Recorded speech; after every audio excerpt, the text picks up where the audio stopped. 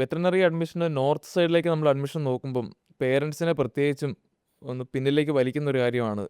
ഇതൊക്കെ നോർത്ത് സൈഡല്ലേ, കോളേജൊക്കെ ഒത്തിരി ഉള്ളിലേക്കായിരിക്കുകയല്ലേ. എല്ലാ കോളേജുകളും അങ്ങനെയാണോ? നമുക്ക് പെട്ടെന്ന് എത്തിച്ചേരാൻ പറ്റുന്ന നോർത്ത്, ഇപ്പോൾ ഡൽഹി അല്ലെങ്കിൽ എയർപോർട്ടിനോട് നിയറസ്റ്റ് ആയിട്ടുള്ള ടൈപ്പ് കോളേജുകളൊക്കെ ഇല്ലേ? അതേപ്പറ്റിയാണോ ഇവിടെ പറയുന്നത്? 2018 വരെ അല്ലെങ്കിൽ 19 വരെ നമ്മൾ പറഞ്ഞാൽ ഉള്ള കോളേജ് എല്ലാം ഡിസൈഡഡ് ഏരിയയിലായിരുന്നു ഇരുന്നത്. പക്ഷേ അത് കഴിഞ്ഞിട്ട് വന്നേക്കുന്ന ഇപ്പോൾ ഷെഡ്യൂൾ 1 അയക്കുന്ന ഒത്തിരി പ്രീമിയം കോളേജ് ഉണ്ട്. വളരെ അർബൻ ഏരിയയിൽ ഡൽഹി NCRൽ ലൊക്കേറ്റ് ചെയ്തേക്കുന്ന കോളേജ് ഉണ്ട്.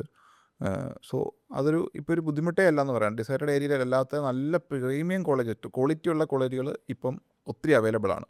പ്രത്യേകിച്ചും മലയാളീസൊക്കെ അത്യാവശ്യം ഉള്ള കോളേജുകളായിരിക്കും ഇത്. അപ്പോൾ നമുക്കിപ്പോൾ ട്രാൻസ്പോർട്ടേഷൻ ആണല്ലോ ഇതിനകത്ത് പേരൻസിനെ സംബന്ധിച്ചുള്ള ഒരു ടെൻഷനുള്ളൊരു കാര്യം. ട്രാൻസ്പോർട്ടേഷൻ സേഫ്റ്റി, അതെ. സേഫ്റ്റി. അപ്പോൾ നമ്മളിപ്പോൾ എയർപോർട്ടിൽ വന്നു കഴിഞ്ഞാൽ ഒരു 4 മലയാളി കുട്ടികളെങ്കിലും നിങ്ങളുടെ ചിലപ്പോൾ റൂമിലല്ല തൊട്ടടുത്ത റൂമിലായിട്ടുണ്ടാവും ഈ കോളേജുകളിൽ. അപ്പോൾ നിങ്ങൾക്ക് ടു ആൻഡ് ഫ്രോ ഒരു യൂബർ എടുത്ത് വന്നാൽ ഈവൻ ഒരു പെർ ഹെഡ് 1000 റുപ്പീസ് സ്പെൻഡ് ചെയ്ത് കഴിഞ്ഞാൽ എത്ര സേഫായിട്ട് നിങ്ങൾക്ക് കോളേജ് ടു എയർപോർട്ട് ആ ഒരു ഡിസ്റ്റൻസ് കവർ ചെയ്യാൻ പറ്റും. അത് ഈ ഡെസേർട്ടഡ് കോളേജിൻ്റെ അടുത്ത് നിങ്ങൾക്ക് ഒരിക്കലും ഒന്നെന്ന് പറഞ്ഞാൽ നമ്മൾ ആക്ച്വലി ഒരു എൻറ്റയർലി ഡ്രൈ ലൈഫായിരിക്കും. സോ നമുക്കൊന്ന് പുറത്തിറങ്ങിയ എന്താ ഒരു 10 കിലോമീറ്റർ പോലെ കാളവണ്ടി പോലും കിട്ടുന്ന അവസ്ഥയിലുള്ള കോളേജുകളുണ്ട്.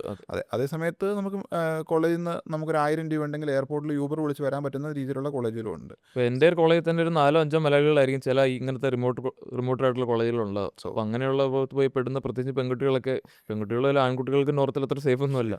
സോ നമ്മൾ മനസ്സിലാക്കേണ്ടത് കേരളം പോലെ അല്ല. കേരളത്തിൽ ഇപ്പോൾ നമ്മളിപ്പോൾ ഇവിടെ മുതൽ അങ്ങേ അറ്റം വരെയുള്ള മെഡിക്കൽ കോളേജിൽ എവിടെ പോയാലും നമുക്ക് അതിൻ്റെ ഒരു അക്സസിബിലിറ്റി എന്നൊരു പ്രശ്നമല്ല. നമ്മൾ അത് വെച്ചൊരിക്കലും നോർത്തിനെ കമ്പയർ ചെയ്ത് നമ്മൾ ഇവിടുത്തെ പെരിഫറൽ സ്റ്റഡിയിൽ ജസ്റ്റ് കോളേജുകളുടെ നമ്മൾ നോക്കണം. ഷെഡ്യൂൾ 1 കാര്യം, പേപ്പറിൻ്റെ കാര്യം എല്ലാം നോക്കണം. അതുപോലെ തന്നെ ഇമ്പോർട്ടൻ്റ് ആണ് കോളേജുകൾ ഇരിക്കുന്ന സ്ഥലം, ലൊക്കേറ്റ് ചെയ്തിരിക്കുന്ന സ്ഥലം നിങ്ങൾ കൃത്യമായിട്ട് പഠിച്ചിട്ട് പോയി കണ്ടിട്ട് മാത്രമേ അഡ്മിഷൻ എടുക്കാവുള്ളൂ എന്ന് സജസ്റ്റ് ചെയ്യത്തുള്ളൂ. അല്ലെങ്കിൽ നിങ്ങൾ അവിടെ പഠിക്കുന്ന സ്റ്റുഡൻസായിട്ട് സംസാരിച്ചിരിക്കണം.